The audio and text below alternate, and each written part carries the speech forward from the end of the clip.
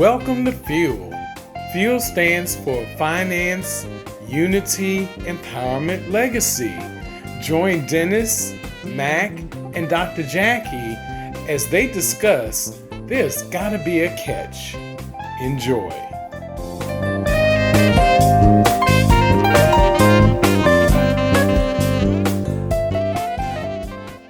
All right, we're good to go. So you just started by saying, "Hey, Mac."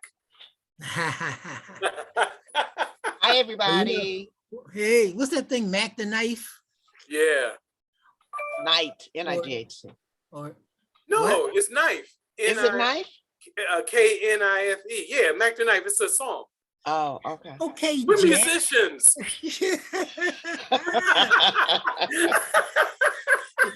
She's a teacher, and the teacher be like, "It is not knife, it's night." I'm like, wait a minute, sister. It had a nerve to have When an has attitude. music ever been grammatically correct? Yeah. Oh my God. It makes me think, Mac, of a conversation we had about, I know we always talk about money, but there's one scary thing about money that we haven't talked about, is when you help other people make money or make decisions.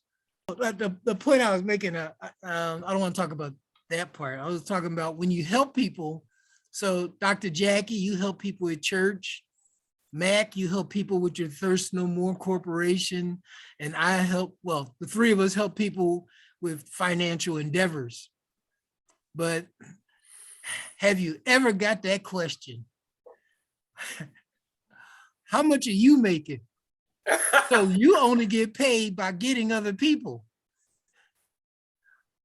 And we talked about this a little while ago. I volunteer to teach. I do not get paid to teach. Right. We could argue that what we're doing right now, which is available to anyone who chooses to view us, this is coming to them for free. I mean, really free. Really free. Because we have not monetized this channel. No. But the information we try to disseminate is really good information. So Jack, as a teacher, All right. you're the, well, I guess we've all been teachers at one point, but you're the PhD. I know how to help you communicate with the world teacher. Have you noticed any of your students bucking against you? You have such a nice personality, they probably don't buck against you, right? Well, students buck because they don't want to be taught, because they want to do what they want to do when they want to do it, because age, because of, they're old and embarrassed, you're young and they're foolish. So yeah, I have had that. They may have their own emotional issues. So yeah, to say that no, they don't buck, yes, they buck. Okay. Okay. Oh my goodness. I think that even getting closer to where you are, Dennis, I think that the three of us have been privy to share opportunities with people in order for them to grow, yet somehow they think that we are unwarrantedly profiting off of them. And I think that's the core of what we're talking about. And then they say things or make accusations that somehow they've been hustled or duped, or somehow they can't ever surpass what the three of us might be doing. When in actuality, in most cases, that is just not true at all. Yeah, I did an AMA, an impromptu AMA, or Ask Me Anything. And, I said, well, I teach crypto for free. I teach blockchain for free. Through this company, I teach financial literacy for free through another company. And the lady raised her hand, and I'm thinking she wants to sign up. She said, so you only make money by getting people to join. I said, I didn't say anything about joining anything. All I said was I teach for free on every Saturday at 8. Well, that's my AMA. I said, and the company has classes every day where they do presentations and edumacations and, and we try to get people to understand crypto and blockchain and life insurance. And we don't do stock as much because you need special licenses for a lot of that stuff. So we don't mess with it, but we can give you an idea of who to talk to. So you only get paid by signing people up. I didn't say anything about signing anybody up. Why are you stuck on that? Because I want to know how you get paid. I said, miss, it don't matter whether you believe me, join me, walk with me. I'm going to get paid tomorrow. So it really doesn't matter whether you join or not. I'm getting paid. But I'm not here to get paid. I'm here to educate you. So you only get paid when you sign people up. No, ma'am, I get paid regardless of whether I sign somebody up or not. Yeah. I mean, I think that somehow there's a disconnect between the processes that are used to accumulate wealth and the individuals who are trying to share those processes. Oh, good point. Right. And like with anything, I try to simplify it. You don't have to know every ounce of mathematics, right? But if you know formulas, you can solve any problem. We talk about a formula, which is the rule of 72. Well, the rule of 72 will solve any problem that you might have or any concern you might have as it pertains to interest and how money is accumulated. So if you know the formula, even if your math is sketchy, you can always make it work. It's like anything else. If I'm getting ready to write a novel, what I need are the steps in order to write that. So you start with some type of template that gives you basically introduction, then your core of your story, summation, epilogue, whatever, and you compartmentalize those things and you work on each section. And when you're done, you actually have a book. So if you have the steps or the directions, you can go anywhere, no matter whether we're talking about finance or talking about any other thing that's out here. And I think that, again, what gets people confused, they look at the three of us, for instance, and they say, well, they talk as if they're doing pretty well, in this case, financially. And there's always that inner thing that says, well, they're only making it because they somehow initiated other people into whatever they're doing. And they're just living off of the fat of the land from the so-called labor of these people that they, allowed to come into whatever program we're supposed to be doing, right? And not understanding, all three of us had to start somewhere, right? And we went through the processes in order to accumulate wealth and are still going through those processes. And what we're saying is, hey, this is a great ride. Come and join us, that you can duplicate and even surpass what we're doing. But there's always that thing, there's got to be a catch. Maybe that's what I should title this. There's got to be a catch. Yeah. So I just want to expand on one idea that you said. Okay. We did it. That means there's a time when we were the student. We're Right. still the student, but we had to decide whether or not to listen to someone or doubt them. Right. Listen or doubt.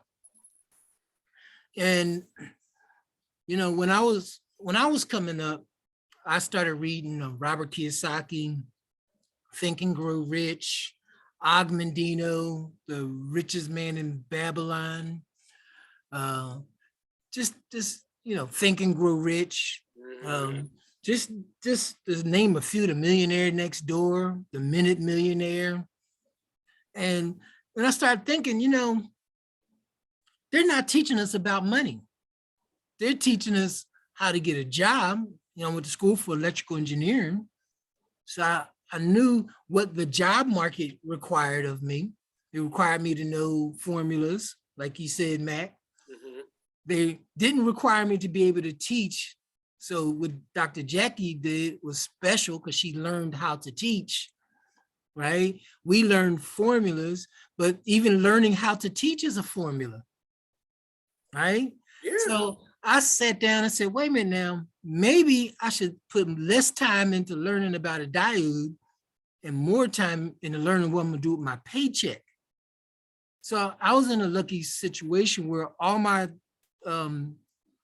co-workers, I guess you call them, all they talked about was money.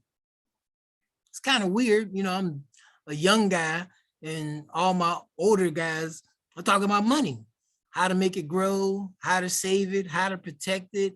And no one, not one of my college courses, including Econ 1, Econ 2, philosophy, not one of those classes told me anything about saving, protecting, and growing money. Matter of fact, the only thing I was taught was to go to school, get a degree, get a job from the degree, get a 401k. Use the money from the job to pay off your student loans, then buy a house, use the money from the job to pay off the house, live happily ever after. Sorry, I was thinking about heaven must be like this, Ohio players. But anyway, Wow, look at that. So here we go. We, all three of us, had to have a moment where we said, okay, we need to follow somebody. Somebody is where we want to be. And that's what you said also, Matt. You had to make a decision of where you want to be. Where do you want to be? You know, are you going to be shy and worried about everything somebody tells you? Are you going to run out there and get a job where you can either be on the journey of the broke or just over broke? Or, you know, do you want to, you know, take a chance? Life is short. You know, there are no guarantees. I was telling someone that the lady that asked me, do I get paid from helping other people? There are no guarantees. You gotta catch the wave when it comes, and you gotta learn when to get off the bus, you know? So, you know, you said, listen, or is there doubt? And I look at, is there belief in or disbelief? And so we started out talking these spirals around teaching. And there is the up in your face being taught. You go to a class or you go to a workshop, but there is also the teaching that, what is the word? That is, I don't want to say insidious, but that comes in through just living and being around people and the things you learn. So there are times when it is actually taught, get your education, get a job, get your 401k.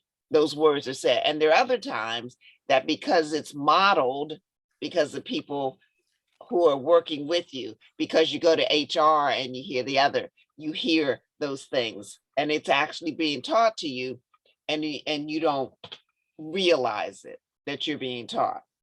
So, and I'm saying all that is that when you're talking to adults and you start presenting something else, boy, I've never heard that, You know, I know somebody who did, and they had a problem. So people go with what they see other folk doing as they're teaching. Okay. And so then they have a level of distrust because you're presenting something different, presenting something new, presenting something that that neighbor, that friend over there had an issue with without really finding out what they did. It becomes an element of being taught a negative response. So I know that um, all of us are about helping. And at the core, all of us are about educating about, in this platform, how money works, something that is not taught. So when you come up with how money, well, I never heard that. Okay, doesn't mean it's not real because you haven't heard it. Doesn't mean more that it is not taught. And that is the reason why we are so passionate about financial literacy and about giving you that empowerment. But what others do is, I'm going to check that. Where do they go? They Google it, or they ask that friend over there that had a problem. So when confronted with folk who are supposed to be listening and you watch the shade go down and they're no longer accepting that information in because they are in that point of now, I'm doubting and I'm disbelieving what you're giving me. You know that you're at a block. So I was at a presentation with somebody who mentioned where they were financially. Okay.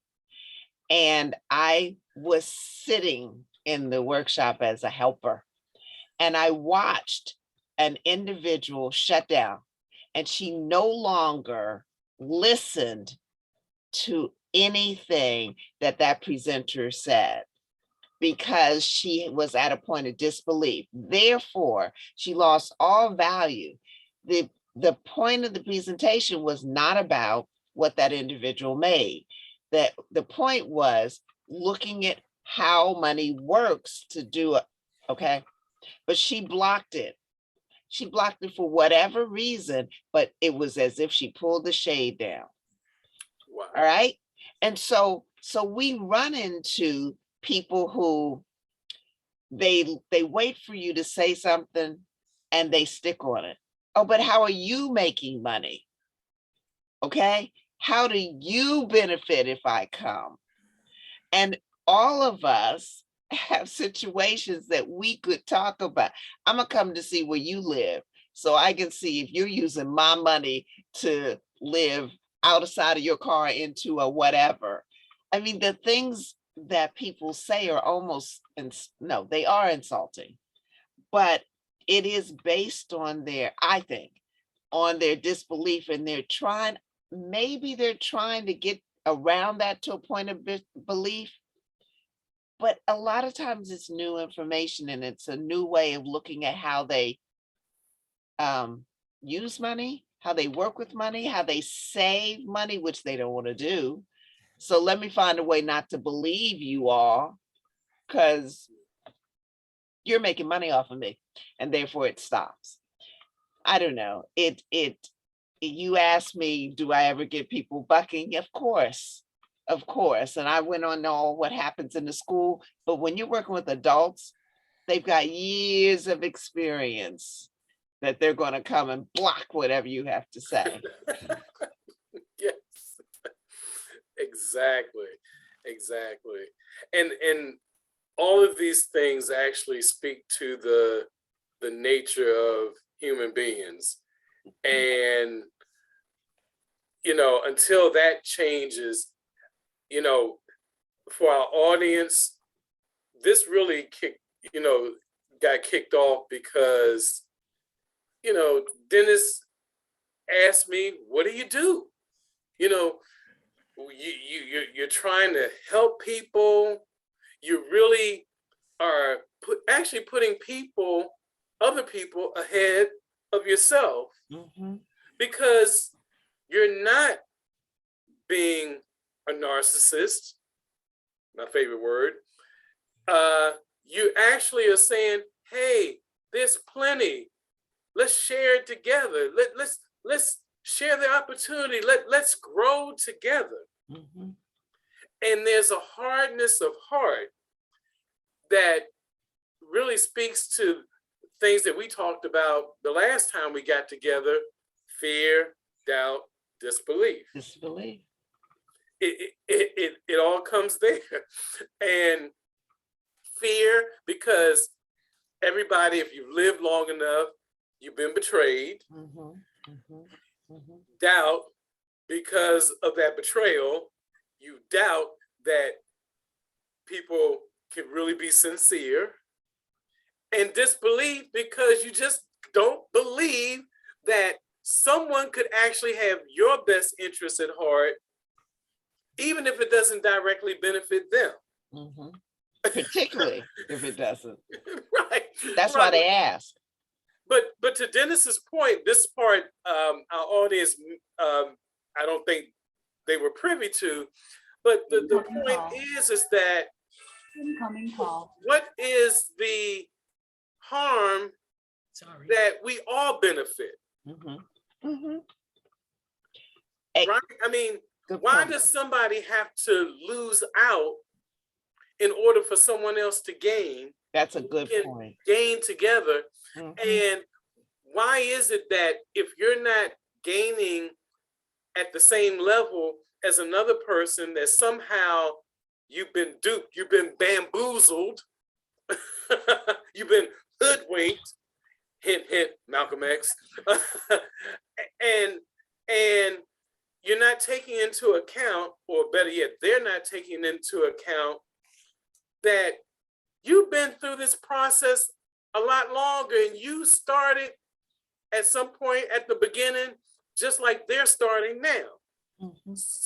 So you can't possibly think that at the very beginning of something that you're going to be able to surpass the person who brought you in. But the real question is, why does it matter if your needs are being met? Mhm. Mhm. And again, that goes to heart issues. That goes to a mentality of, I got to get mine, and I don't care about anybody else. And it also goes to the fact that many people have been living off their true daddy. In this country, the true daddy has been Uncle Sam. Mhm. Mhm. And so Uncle Sam, he delivers without really any type of accountability to the person he's delivering to. But it's just like being on a drug. When you're on a drug, after a while, your need increases, but the dealer knows that he can decrease the value of what he's giving you. So you end up losing anyway. you know, and so people just, they're programmed to just think inside this limited box. And when somebody, in this case, Dennis, Dr. Jackie, and Mac, come with a different kind of way, maybe a different kind of system, that, if I can say this, I think I can say this, that is deregulated or decentralized, then they can't see it because they bought into the hustle and the scam of, getting a good education, getting a job, getting the 401k, working real hard because you'll be able to make it. And honestly, the world doesn't work like that any longer. It just doesn't. Because in order for that system to work, your daddy has to have your best interest at heart. But we know your daddy has his best interest at heart.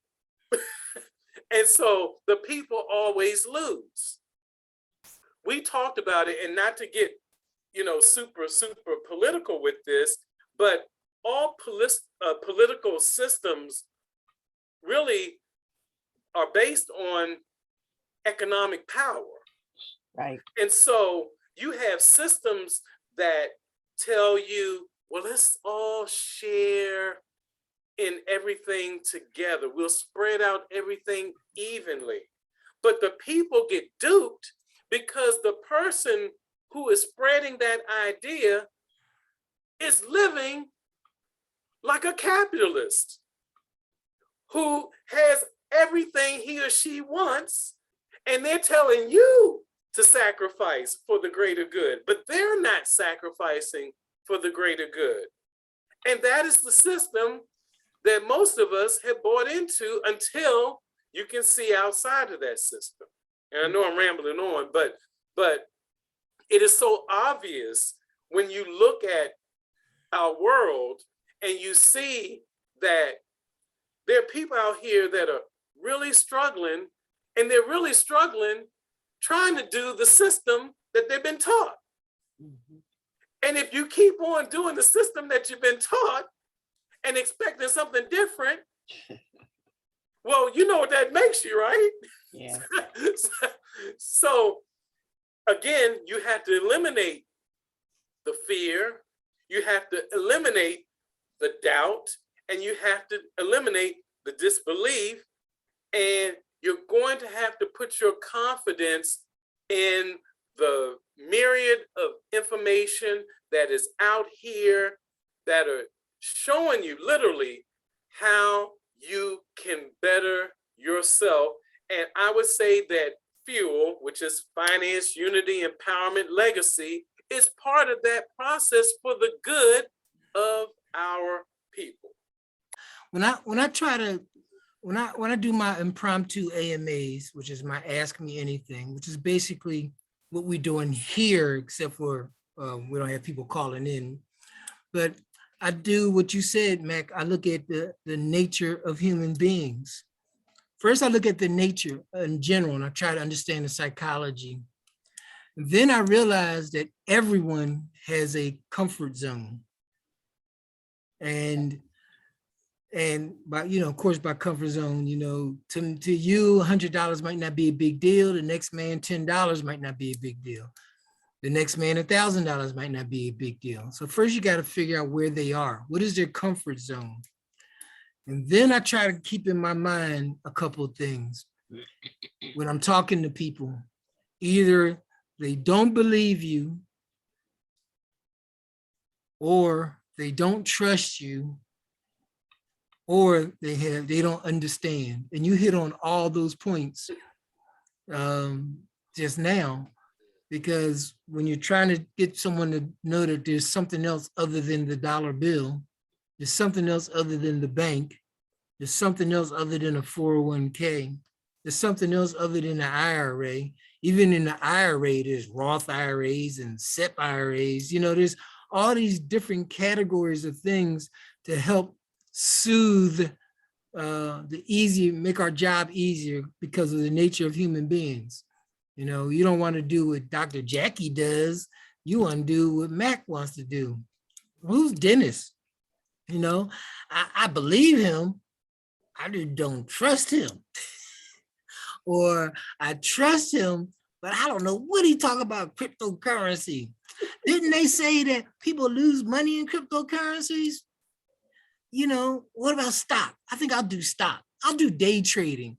There's so much that we have to deal with in our circle of trying to help. We're trying to fuel our next generations. Is that darn comfort zone thing that really gets in the way. I think it was George Clinton that said it. You give the people what they want when they want it, and they want it all the time. You give the people what they need when they need it, and they need it all the time, except for those who will not step past their comfort zone. Very powerful. But the other thing that's powerful other than comfort zone is peer pressure. So if you hang around dumb people, the chances of you not being dumb are very slim. If you hang around poor people and poor is just a mindset in this conversation, then the chance of you breaking out of being poor is very hard to do. Now, I really didn't get into being an entrepreneur until my friend from Trinidad. We were working together, and all he talked about was starting businesses. That's all he talked about. And then once we became mechanics, all my coworkers talked about was the businesses they had started, and that they didn't need their day job. They just did it because they were bored. They wanted to get away from the wife, or they wanted to get away from the children. So they came to work so they have 8 hours of peace. But these are the things that I heard coming up. You know, I went, going from electrical engineering to working around a bunch of people and listening to, they're older, so I listened to their problems. And, there's two ways we learn. We learn by what happens to us, Right. or we learn by what happens to other people. Right. So I'm really good at learning from what happens to other people. I said, wait a minute, you went down that alley and you got beat up, and you want me to walk down that alley? I don't think so.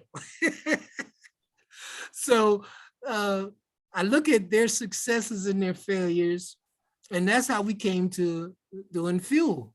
We looked at our successes and our failures, and trust me, we have had some collective failures. Well, me and Mac have. I don't know about Dr. Jackie, but Mac and I have done some things. For us to be at this point where we want to share with you is huge.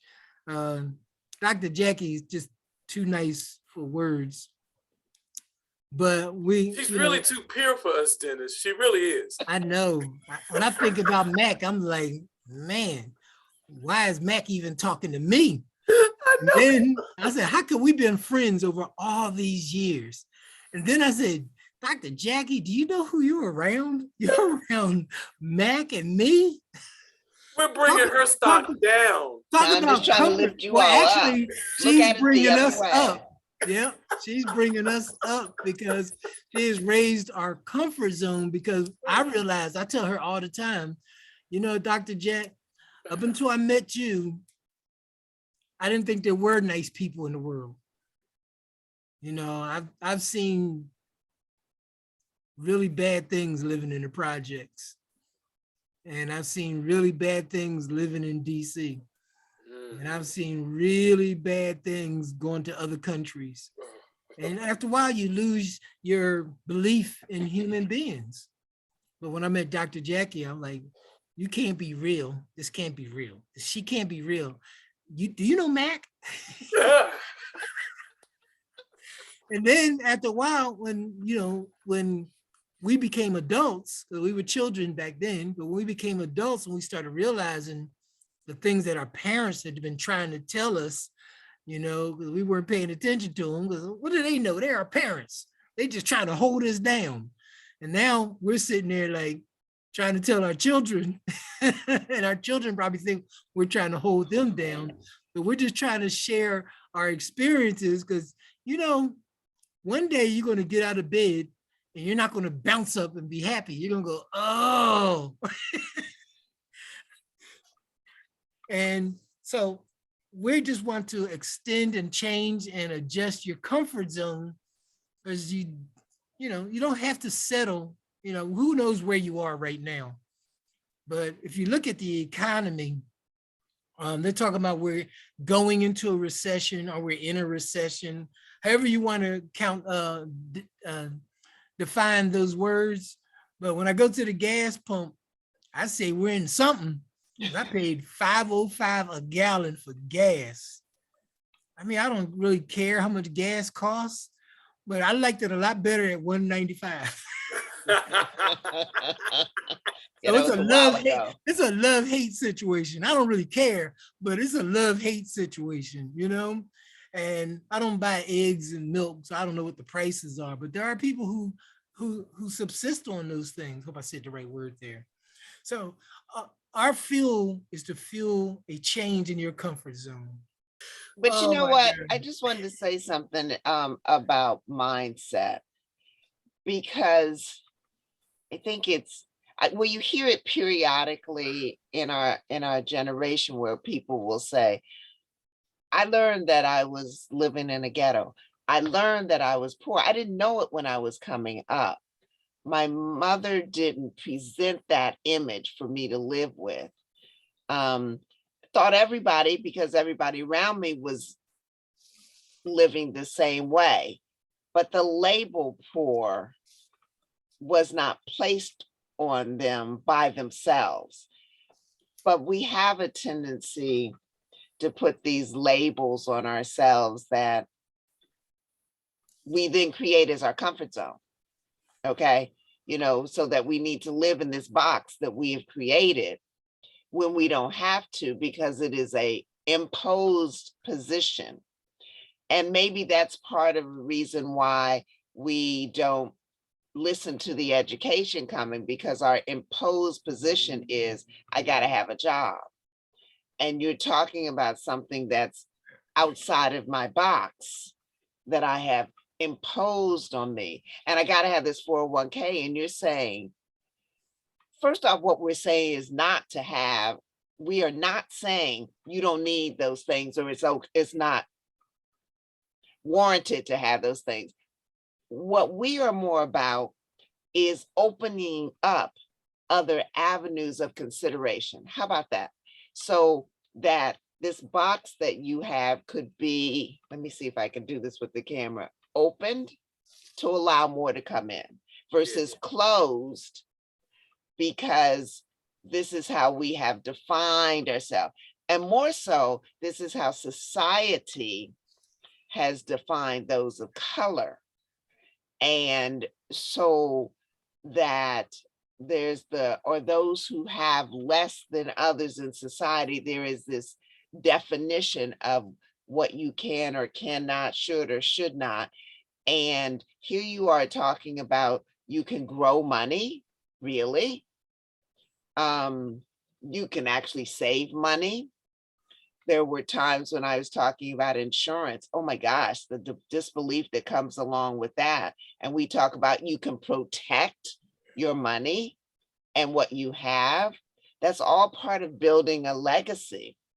That's all part of working together in a united front and understanding how it builds your family.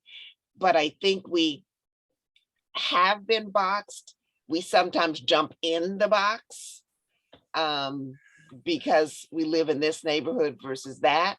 And we all know, so when somebody comes out of the box and they become somebody, then it's all how they do that because they got out the box. Really, it is something that everybody could do.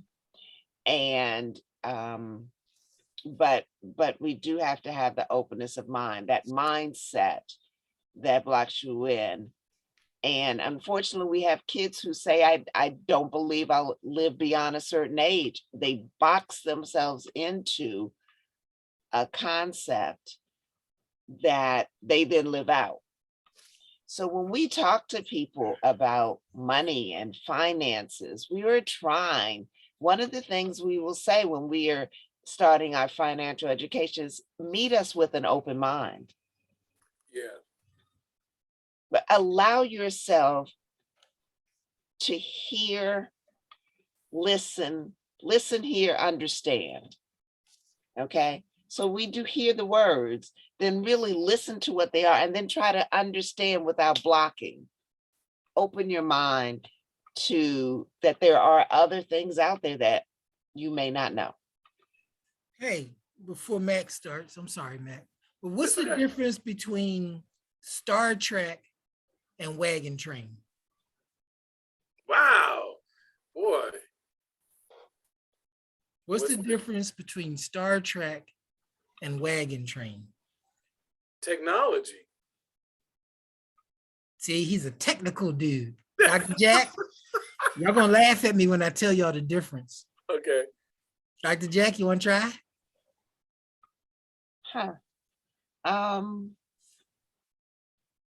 Well, technically the technology is the same. Okay. And I'll explain that in a second. Okay. Come on, Doc. We ain't got all day. Okay, I don't know. I think too much on it. Star Trek and Wagon Train. Well, they're all trying to go places. No, that's the point to Mac. Star Trek and Wagon Train. Oh, okay, that's the point to Mac. I don't know. You're gonna have to tell me. Okay, so we're talking about financial stuff. The difference between Star Trek and Wagon Train was getting there.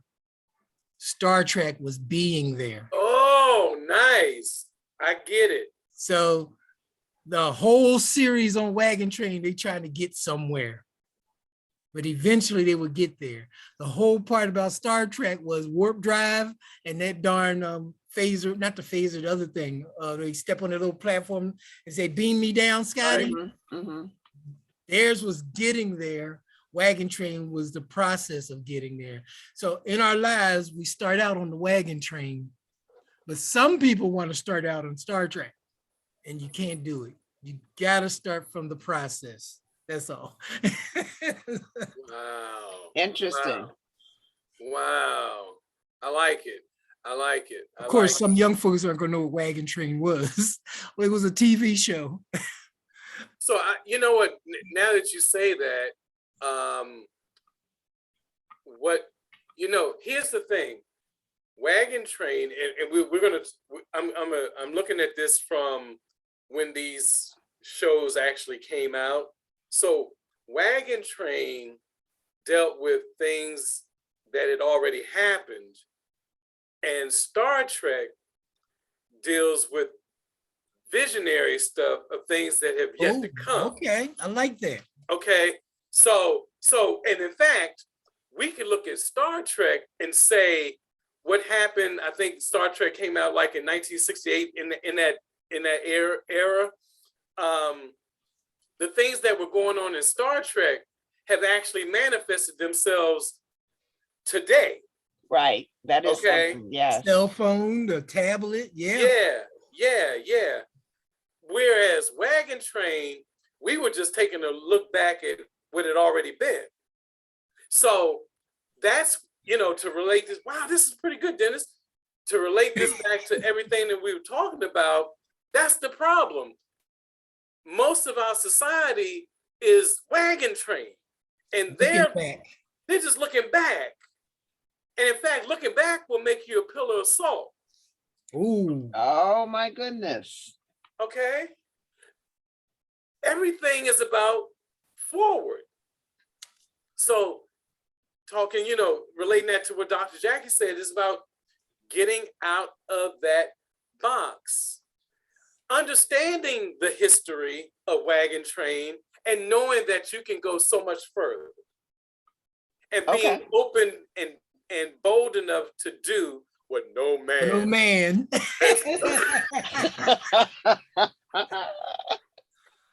Don't let me kirk out. Beat me up, Scotty. Beat me up. But in both symbols, they are still moving forward. Now maybe there is the look back in Wagon Train, but the wagon is moving forward. In Star Trek, they're also moving forward, exploring other galaxies. And you're right, Dr. Jack. Only difference is that we are the voyeurs. And so as we look at it, yes, they were being progressive for the time that they were living in Wagon Train. They were being progressive in the time of Star Trek. But from our lens, looking in, oh man, we've been there, done that. Wagon Train. We haven't quite done that. Star Trek. And I think that's writing history and making history. Yes. So now you take Star Trek, and then from Star Trek, you got all these new things, that, deal with expansion of one's mind, for the better or for the worse. But it's still talking about things that are have not really conceptually been realized as far as we know. And that's the way it should be. And the ones who profit the most are the ones who can see it early. Early adopters. Mhm. Right. And they take advantage of it when everybody else thinks they're crazy. Uh-huh. Think about this, Dr. Jack, not to get heavy Bible here, but what do you think the people were thinking about when God told Noah to build this ark? Well, now we do remember that they all thought he was being foolish. And why were you doing such a thing? Because it ain't raining. It ain't raining, right? There was a drought, you know? Even in the desert. Ain't gonna be no flood in the desert.